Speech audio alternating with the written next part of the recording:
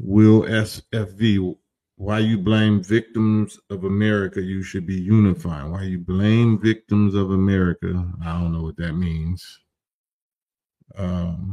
Muscle milk. You're not worried about them coming after you for opening up the eyes of the people?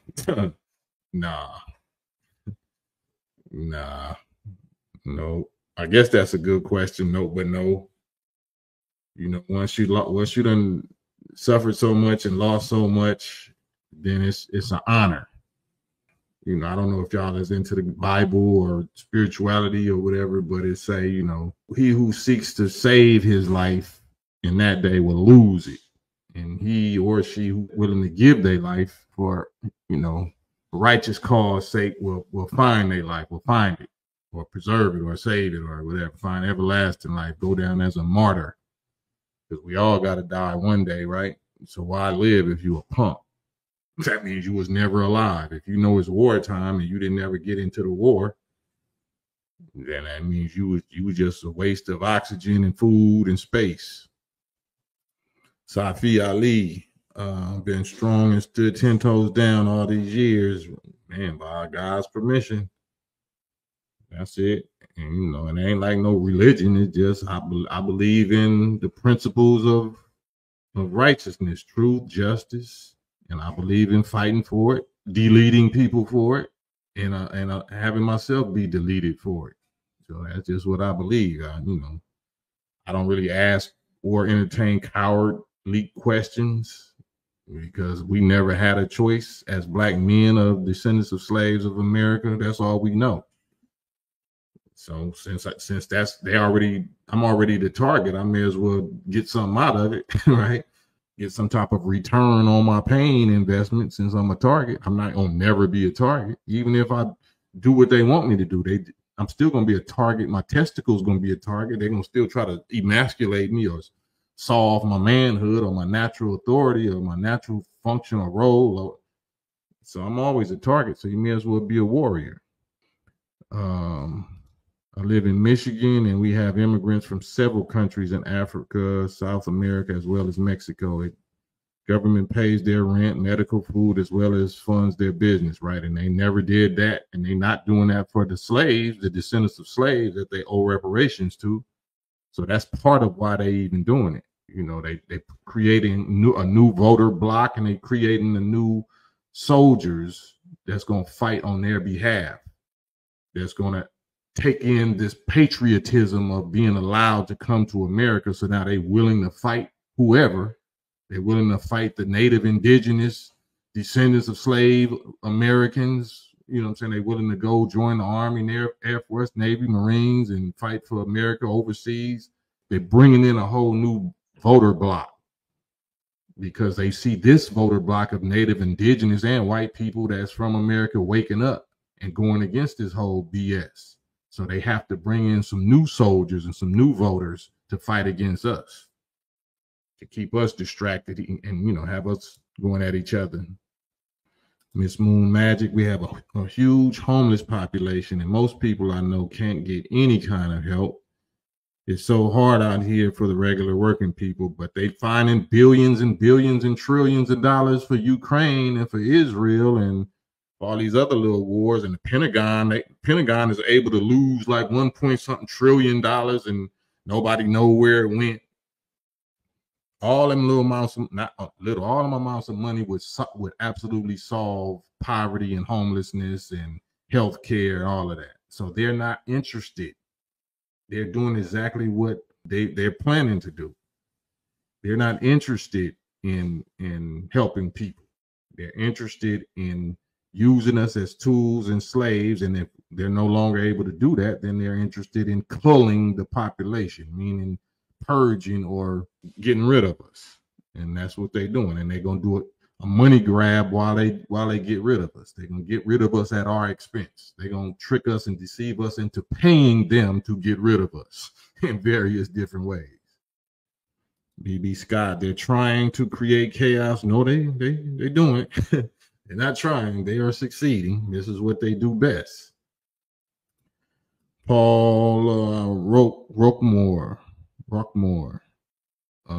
We that was kidnapped definitely deserve compensation. Absolutely. We deserve or owed, and we demand at least what America has done for the state of Israel for the past 76 years.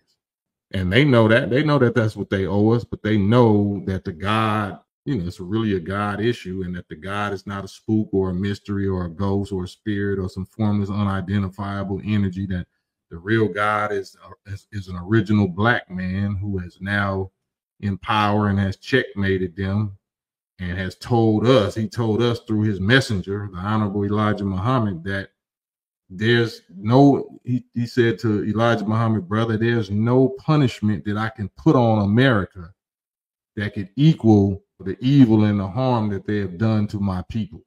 There's no punishment. There's no amount of money or land or reparations that would make it okay. So the natural law of justice, the natural or the spiritual or the divine sentence is doom.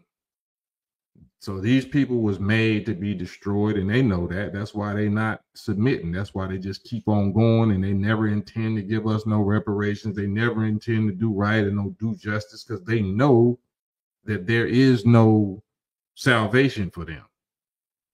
So their mission is just to take as many of us down and out with them or before them as they possibly can. That's their whole purpose. And the God is allowing that because he gave us free will. And if we choose to go along with them or be punks and be weak and cowards and fear them, after all of the signs and the prophecies has been fulfilled, then we need to go out with them. So that's what this is about. It's a grace period that's been going on for over 100 years of grace to allow us, the actual descendants of slaves, to let Pharaoh go. Because Pharaoh let our people go already, but we wouldn't let them go. We still holding on to them, thinking that we have to be integrated. We have to be a part of their systems and their worlds for us to be successful. So God, he didn't come to destroy us, but he's letting us destroy ourselves. And once he see that we chose the Satans, or, instead of him, then he'll go on and expedite the process. He'll go and speed it on up for us. This moon magic, we need to come together, black, white, indigenous. No, we don't. The black and indigenous need to come together. The white need to do whatever they need to do. We don't need to come together with no white people. That's not what we need to do. That's maybe what white people need to try to do. We don't owe, we don't owe our slave masters nothing but retaliation. So you might want to clean that statement up a little bit. The truth hurts, right? Especially if we've been raised on falsehoods. Like I said, the God said that there's no punishment that he could put on these wicked people that would be enough for what they have done to us. But yet he's still the most merciful. He's still the most beneficent, the merciful. This race of people didn't have a choice. They didn't have a choice on, what they was born into the world being. So he gives them a chance to choose to go to war against your own weakness and wicked nature, to choose to see and learn the benefits of being righteous and being like the original indigenous people and living in justice and harmony and peace and equality. But they don't choose that. Since they don't choose that, then they have already sealed their fate. So it's going to be some needles in the haystack. There's going to be some that race, that our former slave master race, that's going to make it through. That's not going to be wiped out like they people are. But that's not our problem to find those people. That's y'all's problem.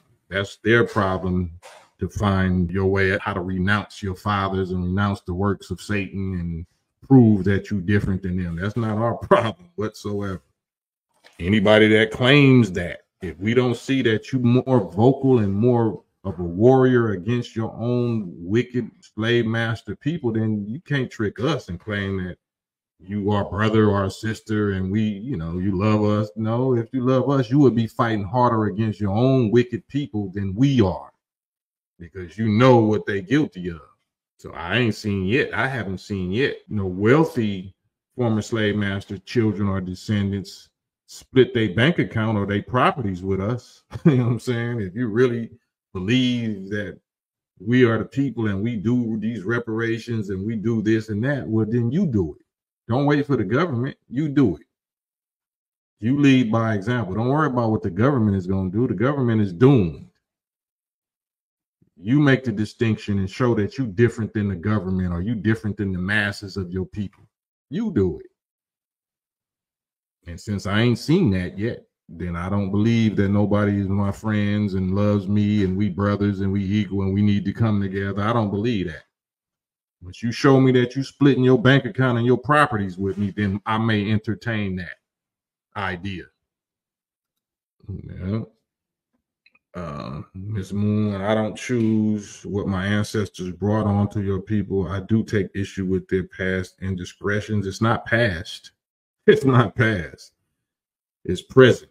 If we know that the state of Israel exists and we know who established it, we know which U.S. president back in 1945 established it immediately and went to their European brothers in the UN and made sure that it happened in 1946, the very next year, started shipping in the first 100,000 European Ashkenazi Jewish white German victims of their own white German brother Hitler in the Holocaust, and went and took and carved out some land in the Middle East, Palestine, and been migrating and immigrating them in ever since for the last 76 years. And they ain't ever did nothing close to that for us, the ones that they actually did this real Holocaust to. Then yeah, my gauge is so sharp. My triple beam scale of who claims to be, my white brothers or my white sisters is so sharp that you got to really be careful to even say something like that to me or people like on this grade level of saying that you with us. You know what I'm saying? Because if you ain't put no skin in the game, no blood, sweat, tears, and substance in the game, then we just think that's snake talk. But yeah, of course you want to be cool. Of course, everybody gonna say that. Everybody gonna say we should be brothers and we should come together. Yeah, everybody gonna say that. But let me see you go convince your people that has the money and the resources. So until then, because we out here dropping like flies, we out here giving our life for this cause. I'm a black man. I'm a descendant of slaves. I'm a believer in the prophecy of the Bible, where God is talking to Abraham, where it say, know for a surety that your seed, your descendants will be a stranger in a land that's not theirs and will be afflicted in bondage for 400 years. So I don't claim to be one of those black indigenous, I guess, Moors or whatever they call them, that was FBAs that was already here. I'm sure I have blood. I know I have Native Indigenous or Native American blood. So part of my blood was already here, but the main part was trafficked from Africa. So I identify and recognize my ancestry going back to that. So I'm of that specific people, the one that was brought overseas from Africa and put in bondage in a strange land. This is a strange land to me, among a strange people speaking a strange language. So I'm one of the fulfillers of that prophecy. So that's what I speak. I speak on behalf of that people.